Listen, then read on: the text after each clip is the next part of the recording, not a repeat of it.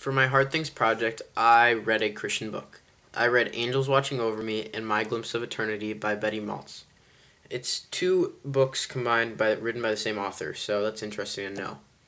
In the first book, Angels Watching Over Me, it's just a group of stories by several different people explaining their encounters and experiences with angels.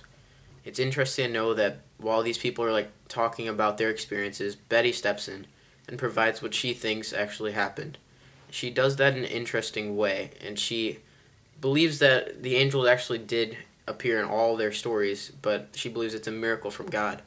And I noticed throughout while she's talking, she puts a lot of Bible verses in her support. Why did I read a Christian book? I read a Christian book because Christianity and angels are two topics that I rarely read about. I have not read any books that combine both of them before.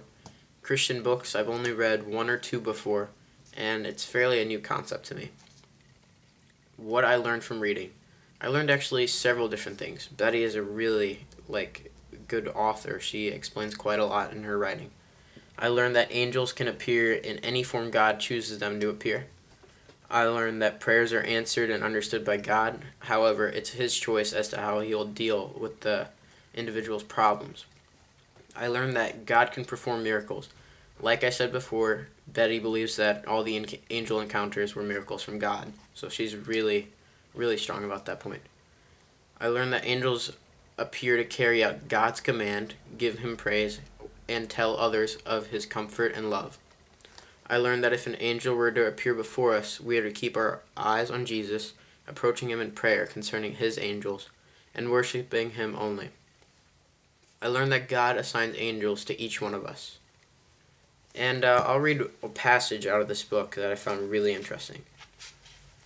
On page 47, Betty says how perhaps I should stress that people being helped by angels are acting in obedience to God, not setting out to follow their own wills, or worse, to test the Lord by charging into a dangerous situation and watching to see how He will pull them out.